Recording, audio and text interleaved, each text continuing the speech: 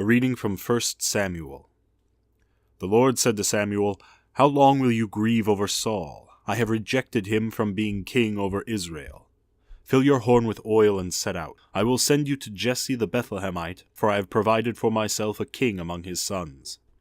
Samuel said, "How can I go? If Saul hears of it, he will kill me." And the Lord said, "Take a heifer with you, and say, 'I have come to sacrifice to the Lord.' Invite Jesse to the sacrifice, and I will show you what you shall do, and you shall anoint for me the one whom I name to you." Samuel did what the Lord commanded, and came to Bethlehem. The elders of the city came to meet him, trembling, and said, "Do you come peaceably?" He said, "Peaceably I have come to sacrifice to the Lord. Sanctify yourselves and come with me to the sacrifice." And he sanctified Jesse and his sons, and invited them to the sacrifice. When they came, he looked on Eliab, and thought, "Surely the Lord's anointed is now before the Lord." But the Lord said to Samuel, "Do not look upon his appearance, or on the height of his stature, because I have rejected him. For the Lord does not see as mortals see. They look on the outward appearance, but the Lord looks on the heart." Then Jesse called Abinadab, and made him pass before Samuel. He said, "Neither has the Lord chosen this one."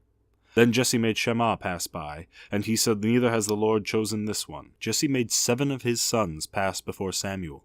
And Samuel said to Jesse, "The Lord has not chosen any of these."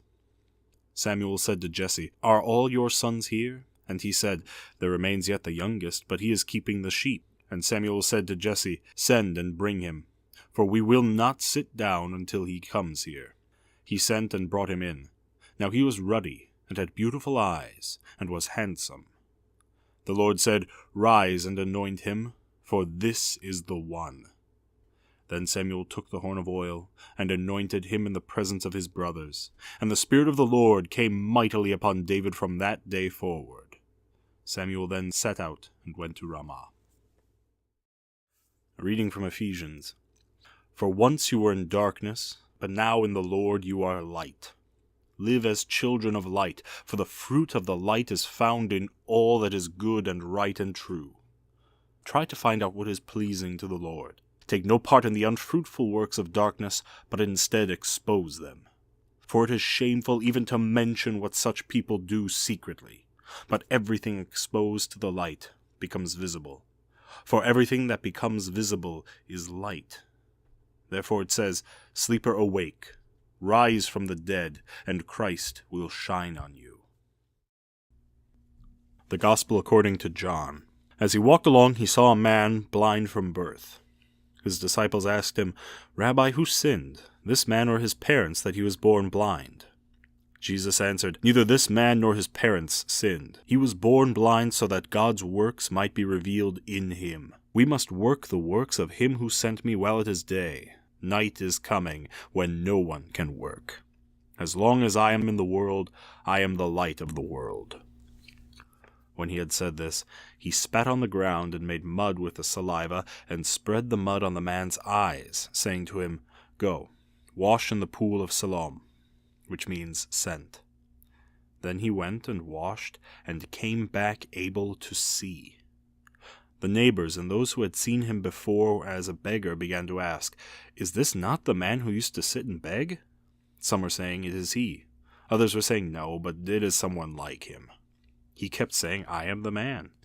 But they kept asking him, "Then how were your eyes opened?" He answered, "The man called Jesus made mud, spread it on my eyes, and said to me, 'Go to Siloam and wash.' Then I went and washed and received my sight." They said to him, "Where is he?" He said, "I do not know." They brought to the Pharisees the man who had formerly been blind. Now it was a Sabbath day when Jesus made the mud and opened his eyes. Then the Pharisees also began to ask him how he had received his sight. He said to them, "He put mud on my eyes, then I washed, and now I see." Some of the Pharisees said, "This man is not from God, for he does not observe the Sabbath." But others said, "How can a man who is a sinner perform such signs?" And they were divided. So they said again to the blind man, "What do you say about him? It was your eyes he opened." He said, "He is a prophet." The Jews did not believe that he had been blind and had received his sight until they called the parents of the man who had received his sight, and asked them, "Is this your son who you say was born blind? How then does he now see?" His parents answered, "We know that this is our son, and that he was born blind, but we do not know how it is that he now sees, nor do we know who opened his eyes. Ask him, he is of age, he will speak for himself." His parents said this because they were afraid of the Jews, for the Jews had already agreed that anyone who confessed Jesus to be the Messiah would be put out of the synagogue. Therefore his parents said, "He is of age, ask him." So for the second time they called the man who had been blind, and they said to him, "Give glory to God. We know that this man is a sinner." He answered, "I do not know whether he is a sinner. One thing I do know, that though I was blind, now I see." They said to him, "What did he do to you? How did he open your eyes?" He answered them, "I have told you already, and you would not listen. Why do you want to hear it again? Do you also want to become his disciples?" Then they reviled him, saying, "You are his disciple, but we are disciples of Moses. We know that God has spoken to Moses, but as for this man, we do not know where he comes from." The man answered, "Here is an astonishing thing. You do not know where he comes from, and yet he opened my eyes. We know that God does not listen to sinners, but he does listen to one who worships him and obeys his will. Never since the world began has it been heard that anyone opened the eyes of a person born blind. If this man were not from God, he could do nothing." They answered him, "You were born entirely in sins, and are you trying to teach us?" And they drove him out. Jesus heard that they had driven him out, and when he found him, he said, "Do you believe in the Son of Man?" He answered, "And who is he, sir? Tell me, so that I may believe in him." Jesus said to him, "You have seen him, and the one speaking with you is he." He said, "Lord, I believe," and he worshipped him. Jesus said, "I came into this world for judgment, so that those who do not see may see, and those who do see may become blind." Some of the Pharisees near him heard this, and said to him, "Surely we are not blind, are we?" Jesus said to them, "If you were blind, you would not have sin.